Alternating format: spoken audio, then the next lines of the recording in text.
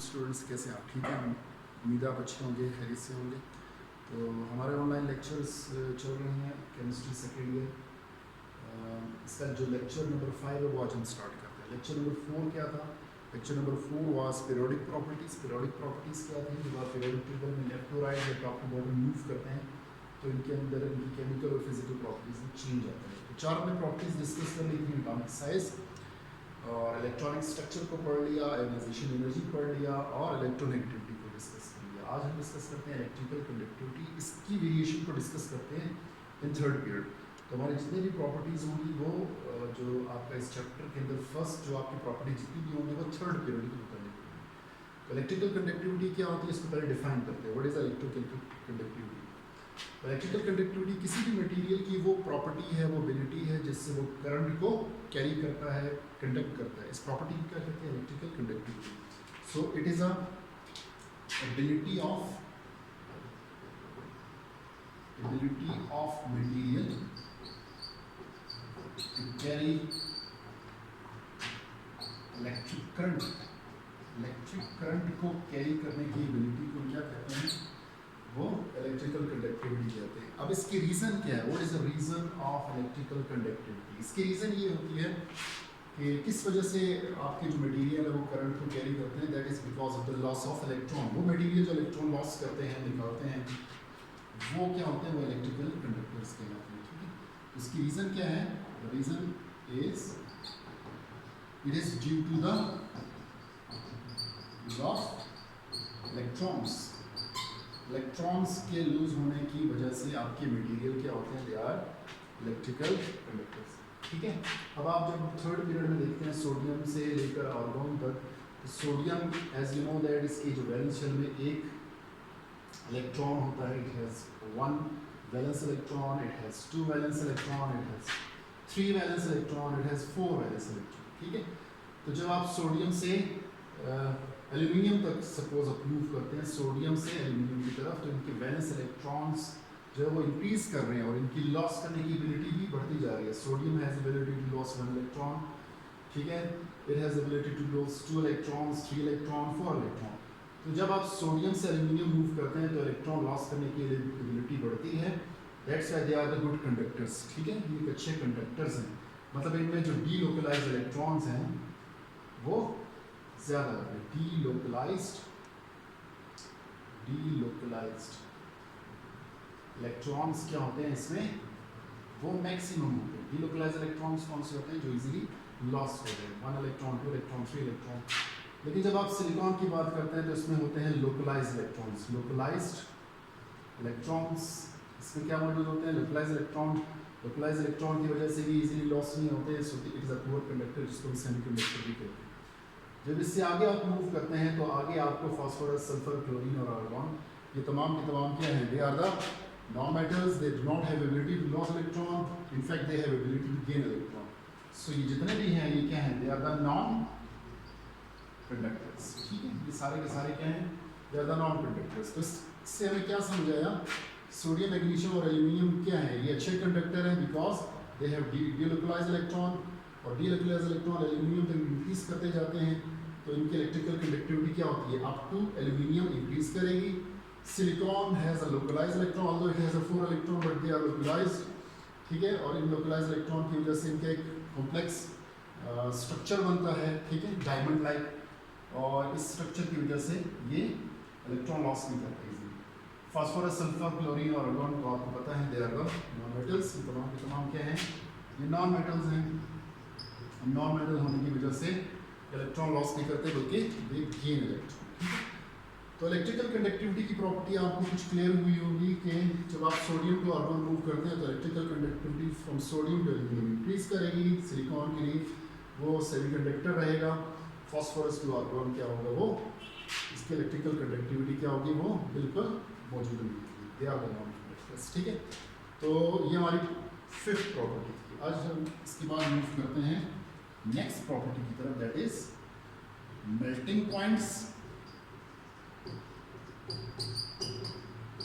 And boiling points. ठीक है, melting और बॉइलिंग पॉइंट्स को डिस्कस करते हैं थर्ड पीरियड के अंदर, कि थर्ड पीरियड के अंदर मेल्टिंग और बॉइलिंग पॉइंट का क्या ट्रेंड रहेगा। ठीक है, आपने पढ़ा होगा मेल्टिंग और बॉइलिंग पॉइंट्स क्या होते हैं और इनका ये डिपेंड किस पे करते हैं, ये किस वजह से होते हैं। तो मेल्टिंग और बॉइलिंग पॉइंट को हम कैसे डिफाइन करते हैं। मेल्टिंग पॉइंट क्या होता है, what is the melting point? किसी भी सॉलिड की वो प्रॉपर्टी जिससे वो स्टेट कन्वर्ट करे सॉलिड से लिक्विड की तरफ, वो डिग्री जिससे वो मेल्ट हो, वो डिग्री जिससे वो सॉलिड से लिक्विड में कन्वर्ट हो, उसको हम क्या कहते हैं, that is called as melting point. What is the boiling point? Boiling point वो पॉइंट है जिसमें कोई लिक्विड क्या होता है, वो वेपर्स में कन्वर्ट होता है जिस टेम्परेचर पर, उसे हम क्या कहते हैं, that is called boiling point. इसकी ऑल्दो एक और डेफिनेशन भी है जिसमें लिक्विड का वेपर प्रेशर जो है वो एटमॉस्फेरिक प्रेशर के इक्वल आ जाए, उसको भी हम बॉइलिंग पॉइंट कहते हैं। तो थर्ड पीरियड के अंदर मेल्टिंग और बॉइलिंग पॉइंट को अगर हम डिस्कस करते हैं तो फ्रॉम सोडियम टू आर्गन, तो उसके अंदर क्या ट्रेंड रहेगा। तो पहली चीज हम देखते हैं कि मेल्टिंग और बॉइलिंग पॉइंट डिपेंड किस पे करता है। ठीक है, so the melting and boiling points, melting and boiling points depends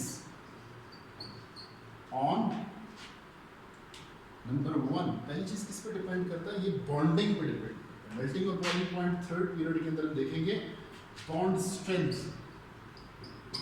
किस पे डिपेंड करेगा, ये बॉन्ड स्ट्रेंथ पे डिपेंड करेगा।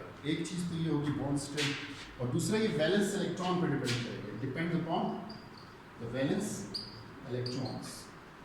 ठीक है, तो मेल्टिंग और बॉइलिंग पॉइंट का जो पहला डिपेंडेंस है वो है बॉन्ड स्ट्रेंथ, यानी आप देखेंगे कि थर्ड पीरियड के अंदर कौन से ऐसे एलिमेंट्स हैं जिनके अंदर बॉन्ड स्ट्रेंथ क्या हो, वो ज़्यादा स्ट्रॉन्ग हो, या जिनमें वैलेंस इलेक्ट्रॉन की तादाद मैक्सिमम हो गए। ठीक है, तो जिसमें वैलेंस इलेक्ट्रॉन मैक्सिमम होंगे तो इसका मतलब क्या होगा, उसकी बॉन्ड स्ट्रेंथ उतनी स्ट्रॉन्ग होगी। ठीक है, तो वैलेंस इलेक्ट्रॉन जो आपको पता है, what are the valence electron? Valence electron और द आउटर मोस्ट इलेक्ट्रॉन, किसी भी एटम के आखिरी शेल के इलेक्ट्रॉन को क्या कहते हैं, they are known as valence electron.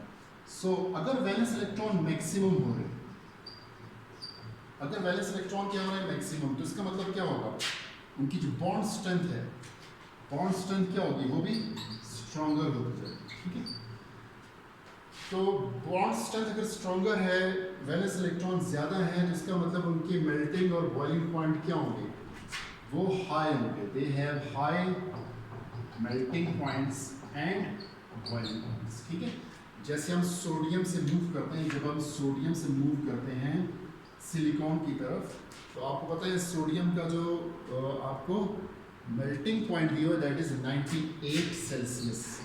ठीक है, सोडियम का मेल्टिंग पॉइंट कितना है, 98 सेल्सियस। जब आप सिलिकॉन तक आते हैं तो ये 1420 सेल्सियस तक चल रहा है। तो इसका मतलब क्या हो रहा है कि मेल्टिंग पॉइंट्स क्या हो रहे हैं, इंक्रीज कर रहे हैं फ्रॉम 98 टू 1420 सेल्सियस। किस वजह से, क्योंकि इनमें क्या हो रहा है, वैलेंस इलेक्ट्रॉन इंक्रीज कर रहे हैं, 1 इलेक्ट्रॉन 2 इलेक्ट्रॉन 3 4 इलेक्ट्रॉन्स। ठीक है, जैसे जैसे वैलेंस इलेक्ट्रॉन बढ़ रहे हैं तो इससे क्या हो रही है, बॉन्ड स्ट्रेंथ इंक्रीज करती जा रही है, यानी बॉन्डिंग्स इंक्रीज करती जा रही है।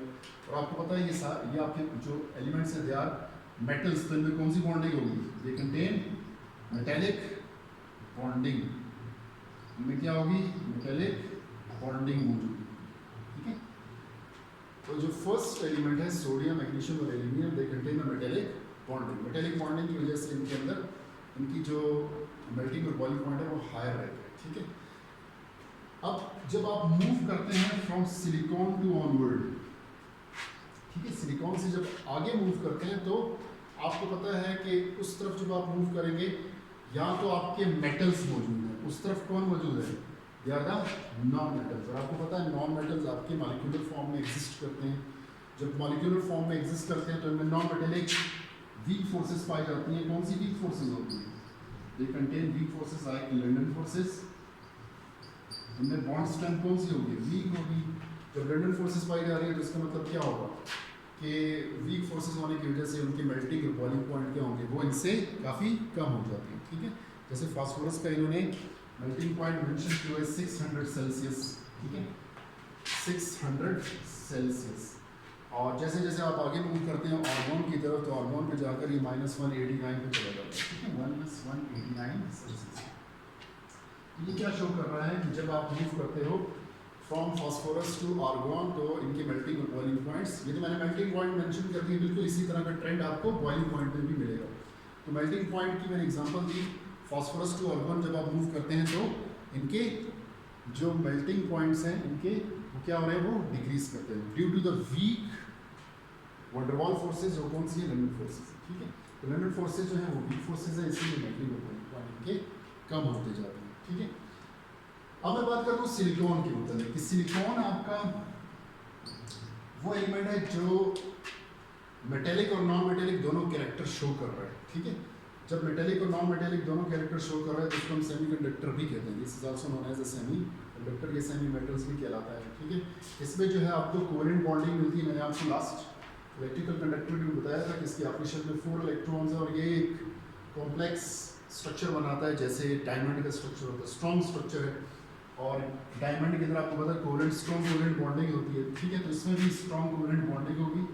तो इसकी रीज़न क्या है कि ये इतना ज़्यादा मेल्टिंग पॉइंट क्यों शो कर रहा है, because of strong covalent bonding, ठीक है। इसमें कौन सी बॉन्डिंग होती है, कोवेलेंट बॉन्डिंग होती है। और ये अपने 4 के 4 इलेक्ट्रॉन्स 4 दूसरे सिलिकॉन के साथ बॉन्डिंग बना के जुड़े रहते हैं, ठीक है। और इनको इसीलिए इनकी जो आपके मेल्टिंग पॉइंट्स हैं वो मेटल से कदरे ज़्यादा होते हैं, ठीक है। तो ये ट्रेंड है किसका, मेल्टिंग और बॉइलिंग पॉइंट का। ये थर्ड पीरियड के अंदर मेल्टिंग और बॉइलिंग पॉइंट का ये ट्रेंड रहेगा कि शुरू में मेल्टिंग और बॉइलिंग पॉइंट क्या होंगे, इंक्रीज करेंगे अप टू सिलिकॉन। और फास्फोरस टू आर्गन क्या होगा, मेल्टिंग और बॉइलिंग पॉइंट क्या होंगे, मेल्टिंग और बॉइलिंग पॉइंट यहाँ डिक्रीज करेंगे, ठीक है। डिक्रीज करने की वजह, इंक्रीज करने की वजह मेल्टिंग पॉइंट बढ़ने की वजह क्या है, मेटेलिक बॉन्ड। डिक्रीज करने की वजह क्या है, weak forces, that is limit forces. इस तरफ मेल्टिंग पॉइंट क्या होंगे, हाई, उस तरफ कम होंगे, ठीक है। तो ये आपकी जो 2 टॉपिक थे they are the rest of the points of last lecture. Periodic property के 2 पॉइंट्स रह गए थे, तो हमने यहाँ पर इसको कंप्लीट कर दिया। तो इसमें कोई भी क्वेश्चन होगा तो इंशाल्लाह हम नेक्स्ट लेक्चर में इसको कंटिन्यू करेंगे, ठीक है। तो इंशाल्लाह हम नेक्स्ट लेक्चर डिस्कस करेंगे, that is the third period के रिएक्शन होंगे वाटर के साथ, ऑक्सीजन के साथ और हेलोजेंस के साथ। तो उसको हम नेक्स्ट लेक्चर में डिस्कस करेंगे।